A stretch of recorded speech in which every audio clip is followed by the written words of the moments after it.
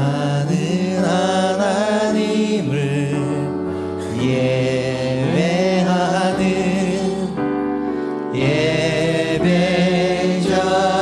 예배자입니다. 내가 서 있는 곳 어디서나 하나님을 예배합니다. 내 영혼 거룩한 은혜를 향하여 내 마음 완전한 하나님 향하여 이곳에서 바로 이 시간 하나님을 예배합니다.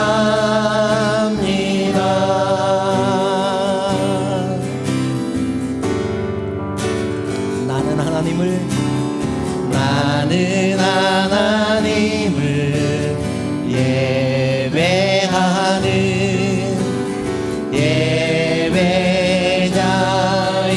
예배자입니다. 내가 서 있는 곳 어디서나 하나님을 예배합니다. 아멘. 내 영혼 거룩한 은혜를 향하여 내 마음 완전한 하나님 향하여 이곳에서 바로 이 시간 하나님을 예배합니다. 내 영혼 거룩한 은혜를 향하여 내 마음 완전한 하나님 향하여 이곳에서 바로 이 시간 하나님을 예배합니다. 하나님을 예배합니다.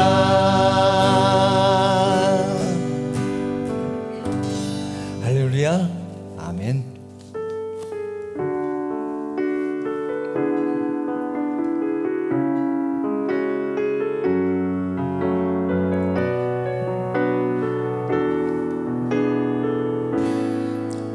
날이 저물어 갈 때, 날이 저물어 갈 때, 빈들에서 걸을 때, 그때가 하나님의 때. 내 힘으로 안 될 때, 내 힘으로 안 될 때, 빈손으로 걸을 때, 내가 고백해 여호와 이래. 날이 저물어 갈 때, 날이 저물어 갈 때, 빈들에서 걸을 때, 그때가 하나님의 때.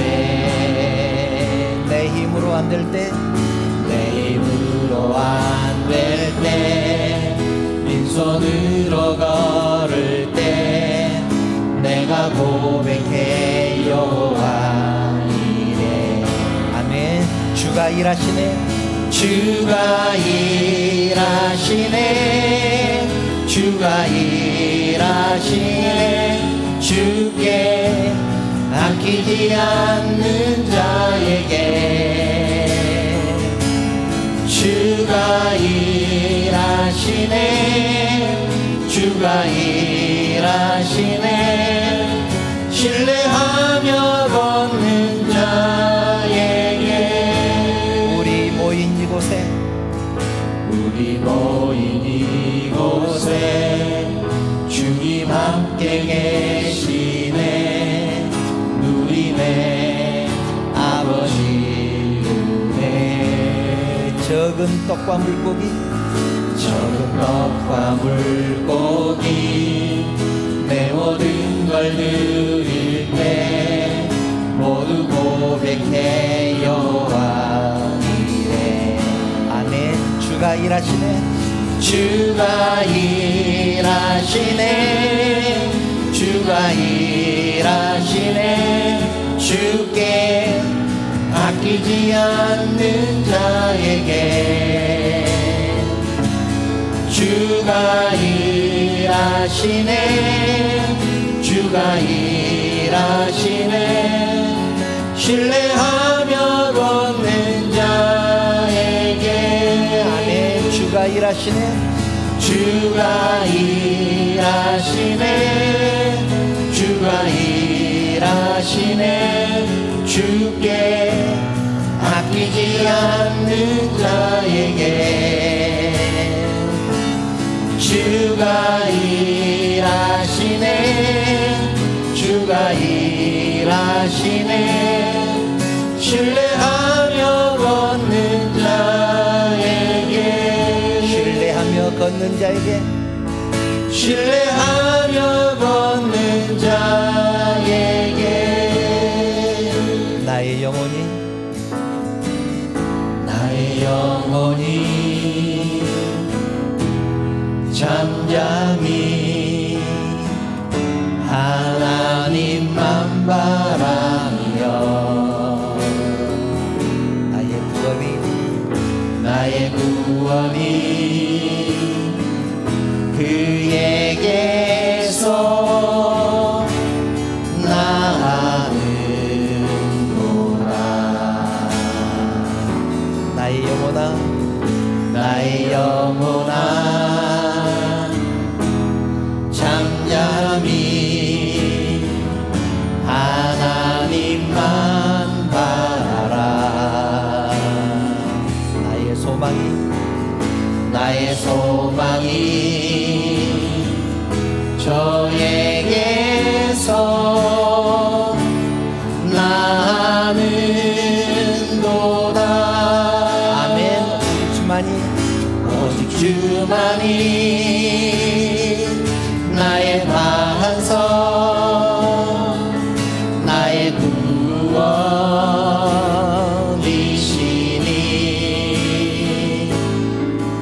오직 주만이 나의 산성 내가 요동치 아니하리. 나의 영혼이 나의 영혼이 간절히 여호와를 갈망하며 나의 입술이 여호와를 찬양하리. 나의 영혼이 나의 영혼이 즐거이 여호와를 따르니. 아멘.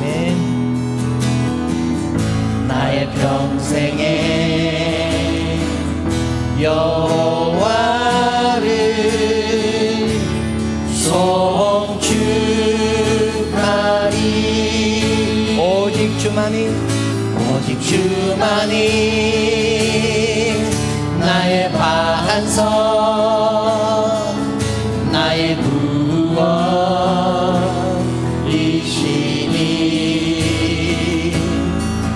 오직 주만이 나의 산성 내가 요동치 아니하리.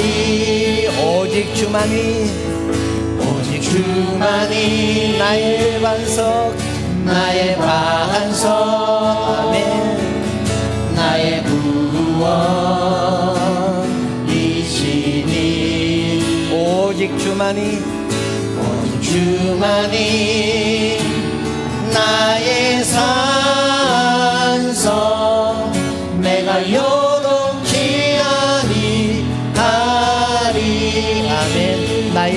나의 영광 나의 구원 나의 영광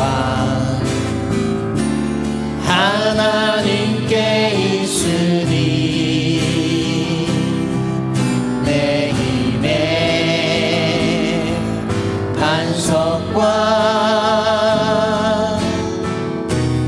피난처 되시네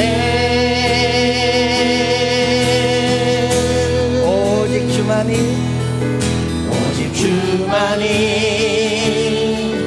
나의 반석 나의 구원이시니 오직 주만이 나의 산성 내가 요동치 아니하리 내가 요동치 아니하리 내가 요동치 아니하리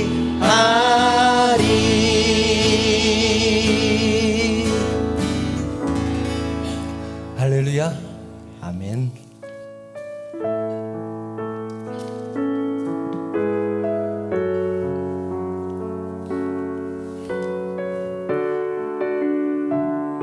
죽어가는 영혼들을 생각하면서 이 찬양 됐으면 좋겠습니다. 여성 신부들만 찬양합니다. 사망의 그늘에 앉아 아멘. 죽어가는 나의 백성들 절망과 굶주림에 갇힌 저들을 내 마음에 오랜 슬픔 남자 신부들 찬양합니다. 고통의 멍에 예매여 울고 있는 나의 자녀들 나는 이제 일어나 저들의 멍에를 꺾고 눈물 씻기기 원하는데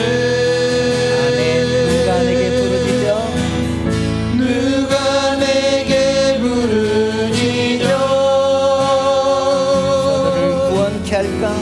저들을 구원케 할까 누가 나를 위해 가서 누가 나를 위해 가서 나의 사랑을 전할까 나는 이제 보기 원하네 나의 자녀들 살아나는 그날 기쁜 찬송 소리 하늘에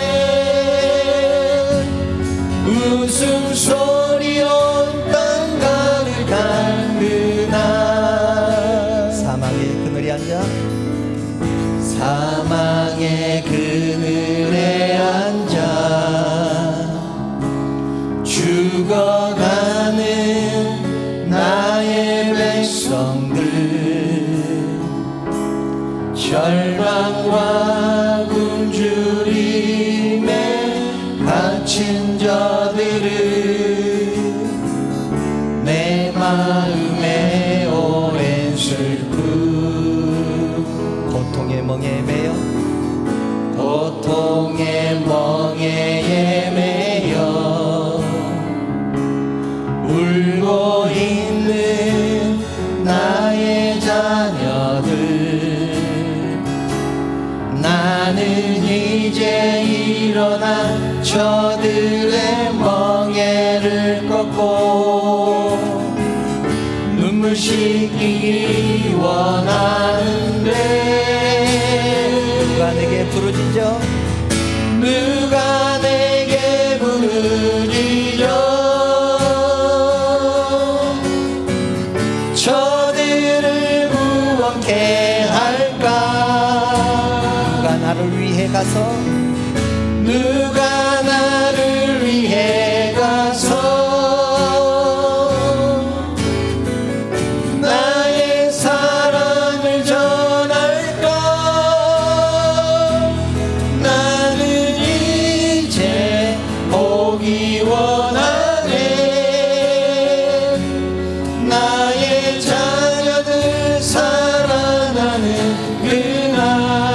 아멘. 기쁜 찬송 소리 하늘에 웃음소리 온 땅 가득한 그날.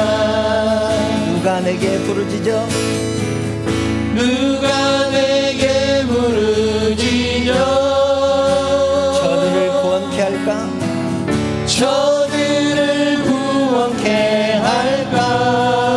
누가 나를 위해 가서 누가 나를 위해 가서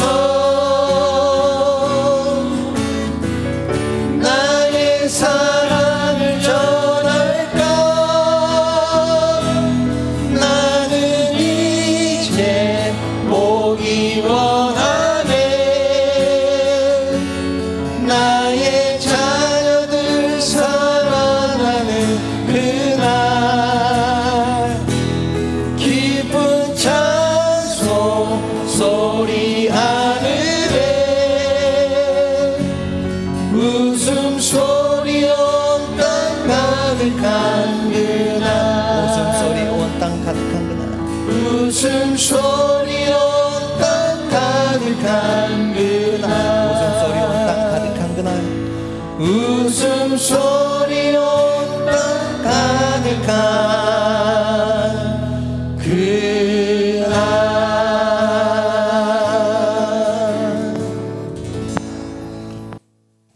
하나님 말씀 함께 보겠습니다. 오늘 우리에게 주신 하나님 말씀은 마태복음 7장 13절부터 14절 말씀입니다. 마태복음 7장 13절부터 14절 말씀 제가 봉독하겠습니다. 좁은 문으로 들어가라. 멸망으로 인도하는 문은 크고 그 길이 넓어 그리로 들어가는 자가 많고 생명으로 인도하는 문은 좁고 길이 협착하여 찾는 자가 적음이라. 아멘.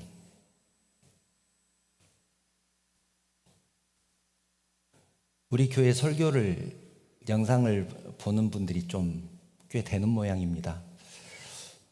어떤 분이 저에게 우리 성도가 아닌데 영상을 보고 저에게 전화를 하셨습니다.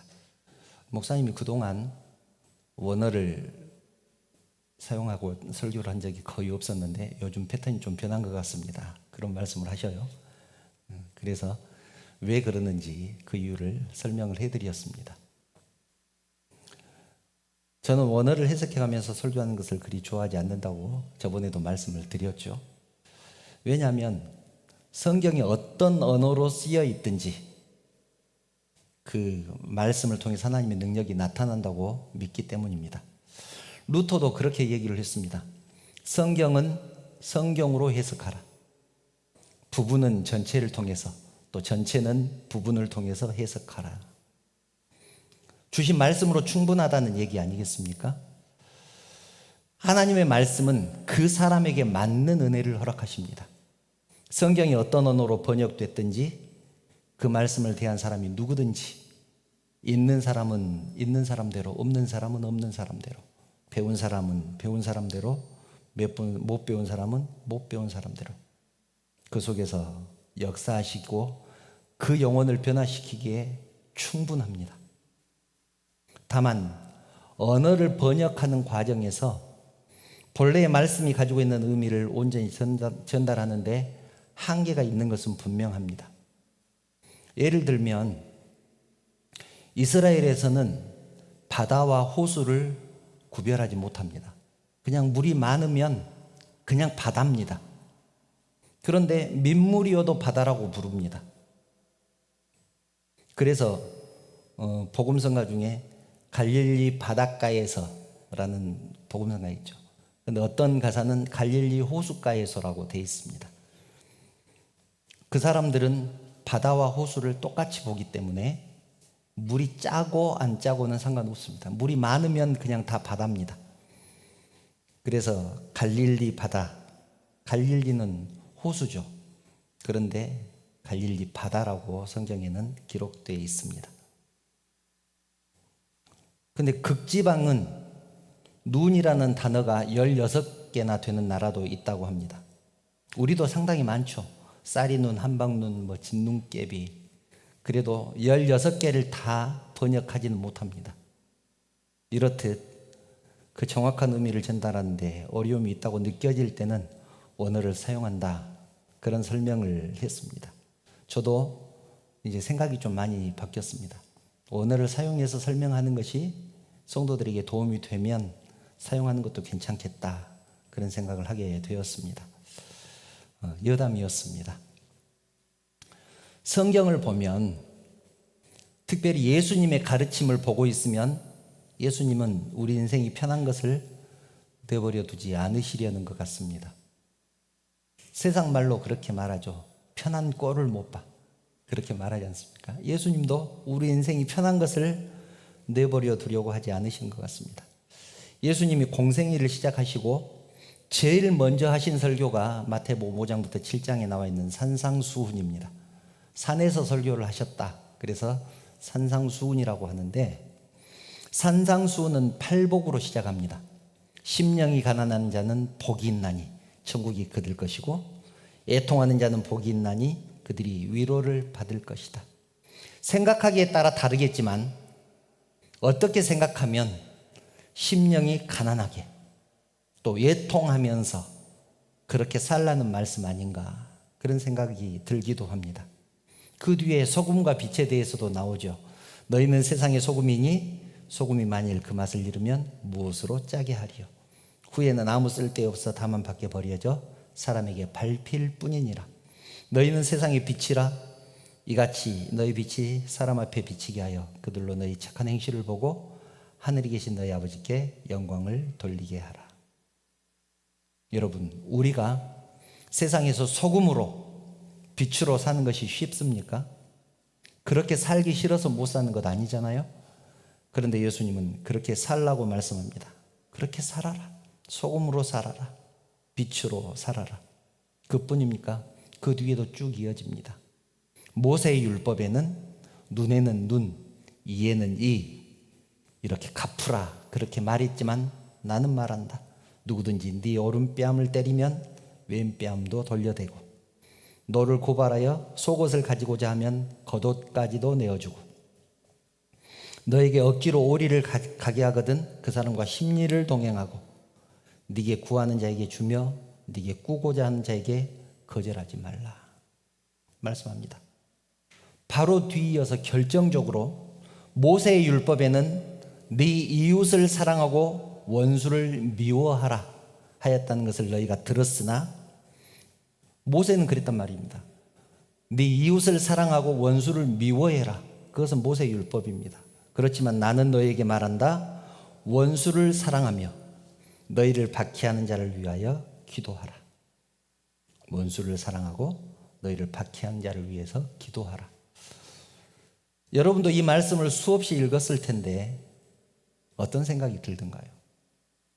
읽으면서 반항심 생기지 않던가요? 아니, 예수님, 저에게 이것을 지키라고요? 원수를 사랑하고 오른뺨을 때리면 왼뺨도 대주라고요? 아이고, 나는 못합니다. 나는 못합니다. 여러분, 신앙생활이라는 것이 그런 것 같습니다. 30년 동안 면벽을 하고 돌을 닦는 것 불가해서 많이 하죠. 그 결코 쉽지 않습니다. 너무 어려운 일입니다.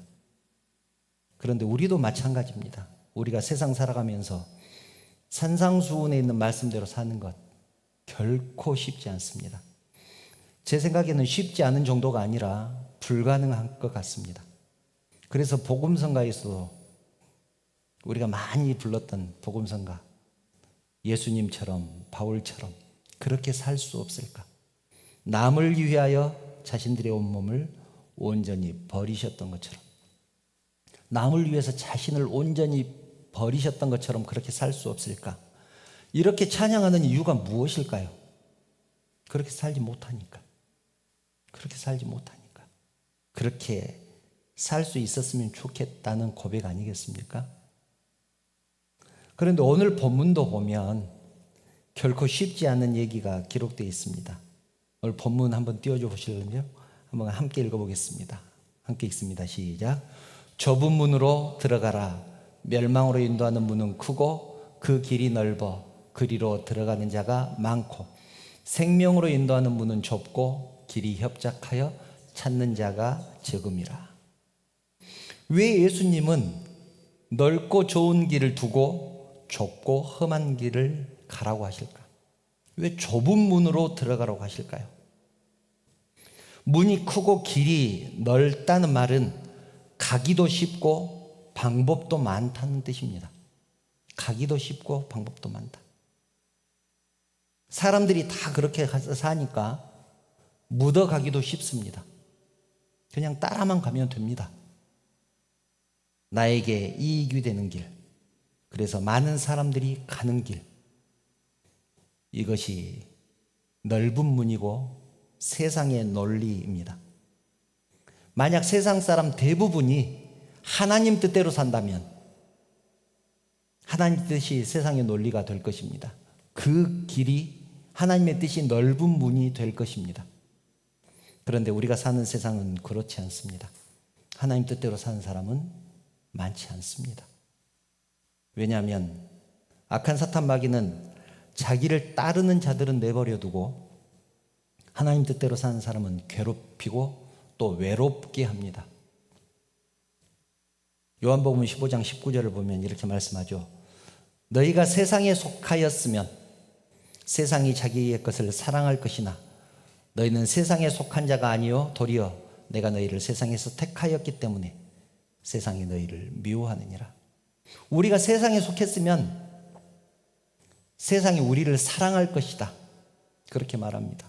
그런데 우리가 세상에 속하지 않았고 하나님이 우리를 택했기 때문에 세상이 우리를 미워한다, 그렇게 말씀합니다. 그러면서 덧붙이기를 요한일서 3장 13절 세상이 너희를 미워하여도 이상히 여기지 말라. 세상이 너희를 미워하여도 이상히 여기지 말라. 세상이 너희를 왕따 시켜도 이상히 여기지 말라. 세상이 너희를 외롭게 해도 이상히 여기지 말라. 사랑하는 성도 여러분, 믿는다는 것은 말씀대로 행한다는 뜻입니다. 하나님 말씀대로 산다는 뜻입니다. 우리는 가끔 하나님을 이해하는 것을 믿는다는 것으로 착각하고 살아갑니다. 물론 하나님의 뜻을 이해하려고 노력하는 것 당연합니다. 그러다가 어쩌다가 하나님의 말씀이 이해가 될 때도 있겠죠. 문제는 그것을 믿는다고 착각한다는 것입니다. 우리가 이것을 헷갈리는데 이해하는 것과 믿는 것은 전혀 다릅니다. 하나님의 말씀이 이해가 되지 않지만 그 말씀대로 행할 수는 있잖아요.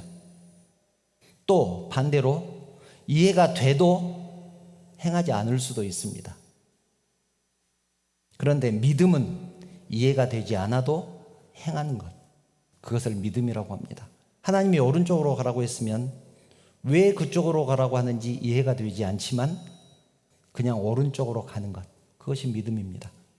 좁은 문으로 가라고 했으면 왜 넓은 길을 두고 좁은 문으로 들어가라고 하는지 이해가 되지 않지만 좁은 문으로 들어가는 것, 그것이 믿음입니다.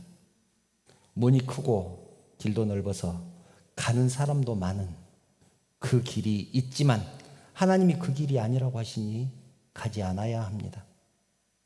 대부분의 사람들이 옳다고 합리적이라고 생각하는 것, 그것을 우리는 상식이라고 부릅니다. 그런데 믿음은 상식적이지 않습니다. 다수결은 더더욱 아닙니다.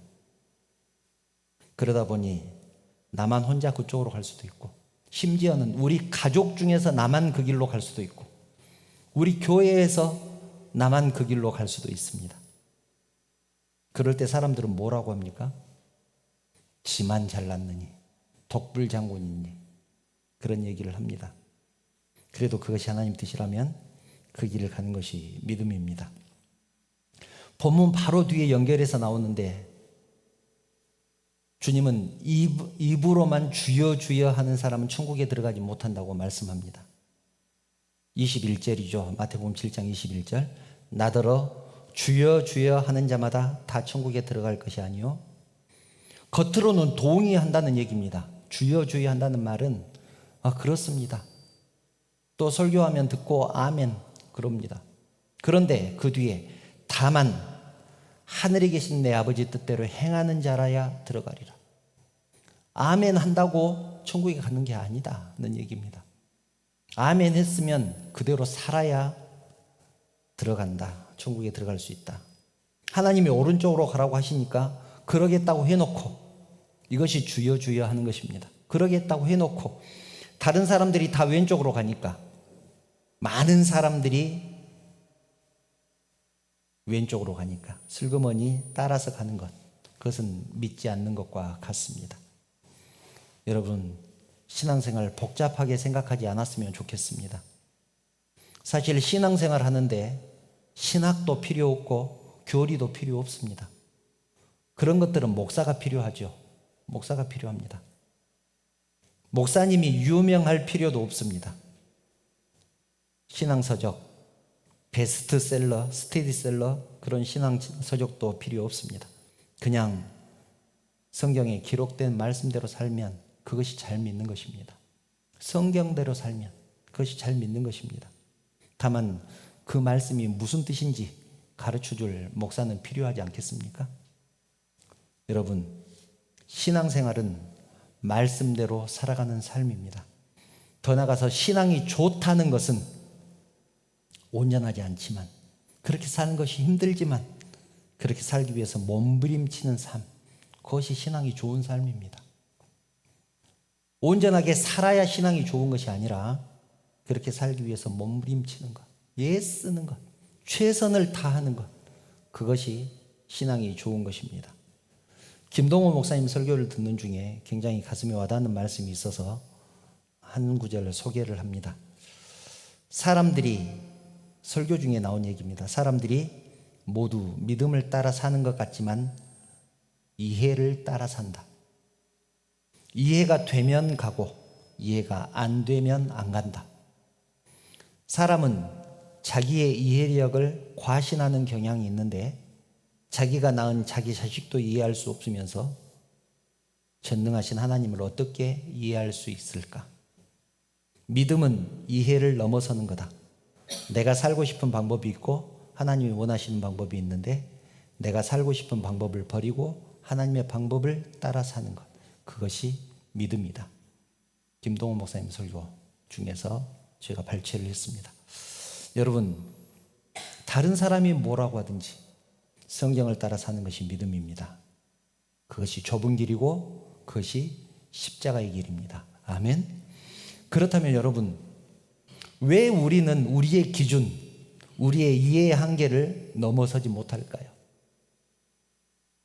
사람이 노력으로 구원받을 수 없는 이유, 예전에 선악과에 대해서 설명할 때 말씀드렸었는데 그것이 우리의 믿음이 깊어지지 못하는 원인이기도 합니다.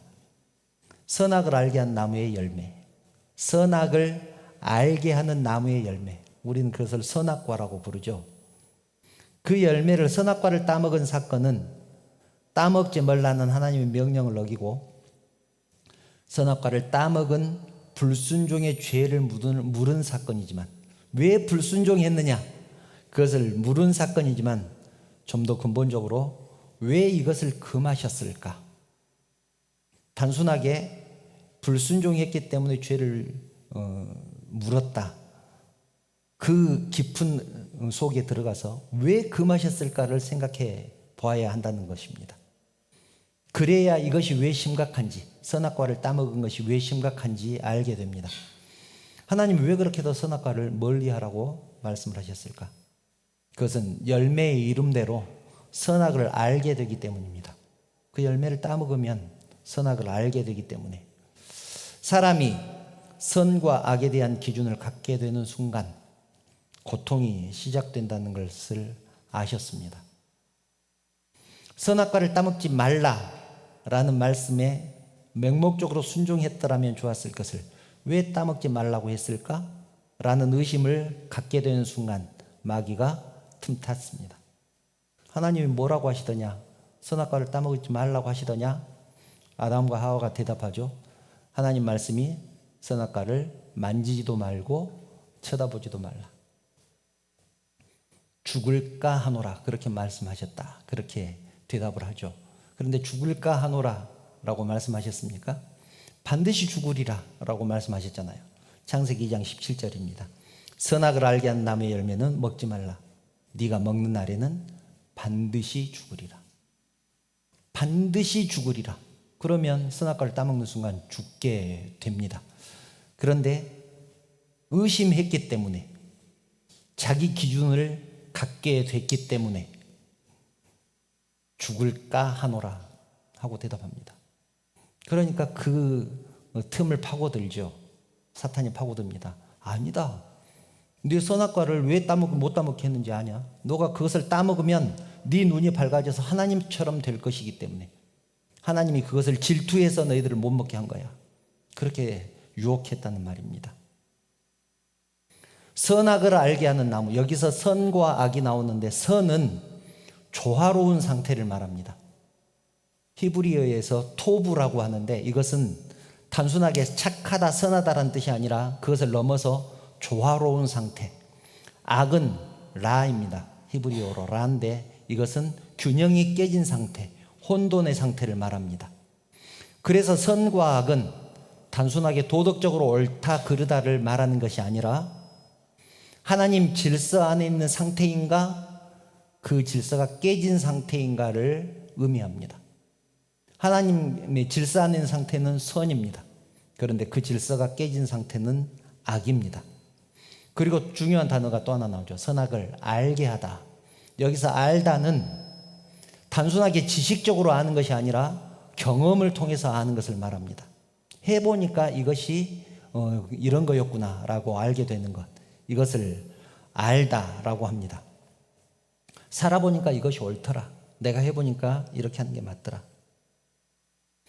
하나님이 만든 질서 대신 인간이 만든 기준 안에서 판단하고 고민하기 시작했다는 말입니다. 그래서 선악과 사건 이후로 인간이 스스로 판단 기준을 세우기 시작합니다. 옳고 그름의 기준을 세우기 시작합니다. 그래서 내 경험, 내 지식이 축적되면 축적될수록 교만해지고 높아져 가는 것입니다. 내 경험, 내 기준이 이렇게 있는데 나도 알 만큼 아는데 하나님을 의지하고 싶겠습니까? 하나님 말씀에 순종하고 싶겠습니까? 그래서 교회에서 제일 무서운 사람, 내가 해보니까 안 되더라. 그거 할 필요 없어. 내가 해보니까 안 됐어. 이런 사람이 제일 무섭습니다. 마치 책을 한 권 읽고 그것이 전부인 것처럼 지식 자랑하는 사람과 같습니다. 예수님이 이런 사람을 경계하셨습니다. 요한복음 7장 24절을 보면 외모로 판단하지 말고 공의롭게 판단하라. 그렇게 말씀하죠. 여기서 판단하다라는 말이 굉장히 중요한데 여기서 판단하다는 말은 나누다, 구별하다, 편을 가르다 그런 뜻입니다. 너는 오른쪽, 나는 왼쪽 이렇게 편을 가르는 것을 판단하다 그렇게 말합니다. 예수님은 판단하지 말라는 말이 아니라 판단은 하되 어떤 기준으로 판단해야 되느냐에 대한 말씀을 하시는 것입니다. 자기의 경험, 자기 기준으로 판단하지 말라는 얘기입니다. 바리새인들이 그랬습니다. 자기 기준, 자기가 알고 있는 그동안에 알고 있었던 율법, 그동안 몇천 년 동안 이어져 왔던 관습, 그것으로 사람들을 판단하기 시작을 했고 그것으로 옥매했습니다. 그것을 지키지 않으면 악하다고 정죄했습니다. 추방했습니다. 그것을 지키는 사람은 믿음이 좋다고 인정을 했습니다. 그것은 바리새인들의 기준이었는데 요즘 교회에서도 그런 사람이 얼마나 많습니까? 그런 목사들이 얼마나 많습니까? 그러면 여러분 무엇으로 판단해야 될까요? 당연히 하나님 말씀을 기준으로 판단해야 됩니다. 지금까지 그 얘기하고 있잖아요. 하나님 말씀으로 판단하는 것, 그리고 그 말씀대로 사는 것. 오늘 설교의 말씀 제목처럼 좁은 문으로 들어가는 신앙입니다. 좁은 문 신앙. 선악과를 따먹은 이후에 사람들이 자꾸 자기 기준으로 판단을 하기 시작을 했습니다. 그런데 그러지 말고 하나님의 말씀을 기준으로 판단하라. 사람들이 다수결로 99대 1이야.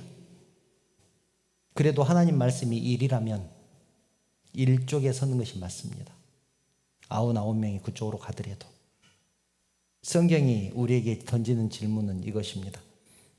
당신은 지금 어떤 기준으로 살고 있습니까? 진리의 말씀입니까? 아니면 자기의 분별력입니까? 우리에게 질문하고 있습니다. 이제 말씀을 정리합니다. 우리의 신앙생활이 그리 짧은 세월은 아니었습니다. 길게는 몇십 년, 50년, 60년, 평생을 신앙생활 하신 분도 있죠. 그러다 보니 우리가 신앙생활 하면서 우리의 경험과 관습, 상식이 생기게 됐습니다. 기준이 생기게 됐습니다. 그리고 나도 모르는 사이에 그것을 따라 살게 되었습니다. 사람들이 옳다고 하면 옳은 줄 알았고 많은 사람이 그쪽으로 가면 그 길이 옳은 줄 알았습니다. 교회에서 신앙생활 오래 한 사람이 목소리마저 크면 그 사람이 교회를 좌지우지합니다. 그런데 우리는 그것이 옳고 그르다 하나님의 말씀에 비추어 보지도 않고 그냥 따라갔습니다. 그래서 교회에서 무엇 하나 바꾸는 것이 쉽지 않습니다. 자기의 경험과 관습, 얕은 지식이 전부인 줄 알고 그렇게 주장하는데도 그것이 틀리다라고 생각을 해본 적이 없었습니다. 이제는 하나님의 말씀과 비교를 하시면 좋겠습니다. 지금 저렇게 말씀을 하는데, 목사님이 저렇게 말을 하는데 이게 하나님 말씀에 맞는가? 여러분 한번 판단하시면 좋겠습니다. 우리의 집사님들이 이렇게 말을 하는데 이것이 성경 말씀에 맞는가? 어디 설교를 들어보니까 누구 유명한 목사님이 이렇게 말씀하시는데 성경과 다른 것 같다. 그런 의심을 가지셔야 됩니다. 그런 의심이 없이 신앙생활을 하다 보니까 이만희가 죽지 않는다고 해도 그것을 믿고 따라가는 것 아니겠습니까? 한학자가 뭐라고 했습니까? 자기가 동정렬합니다. 여러분 그것을 믿고 따라가는 사람들은 뭡니까? 말씀을 기준으로 생각하지 않기 때문에 그렇습니다. 그 주변에 있는 사람들이 다 그것이 옳다고 말을 하니까 하나님의 말씀이 뭐라고 기록되어 있는지 생각지도 않고 따라가는 것입니다. 넓은 길입니다. 그 사람들 입장에서는 그것이 넓은 길입니다.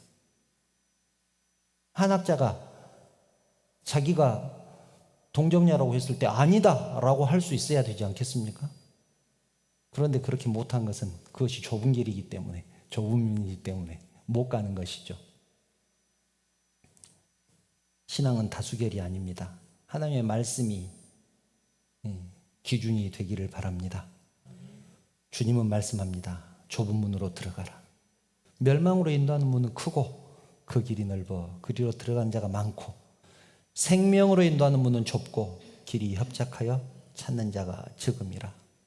사랑하는 성도 여러분, 우리는 아담의 죄를 이어받은 죄인이었지만 예수 그리스도의 십자가로 구원받은 사람들입니다. 공중권세 잡은 자의 뒤를 따랐던 본질상 진노의 자녀였지만 예수를 믿음으로 하나님의 영광스러운 자녀가 되었습니다. 주님 가신 그 길이 좁고 험하다고 할지라도 자기 십자가를 지고 주님을 따라가는 저 여러분 다 되시기를 주님의 이름으로 축원합니다.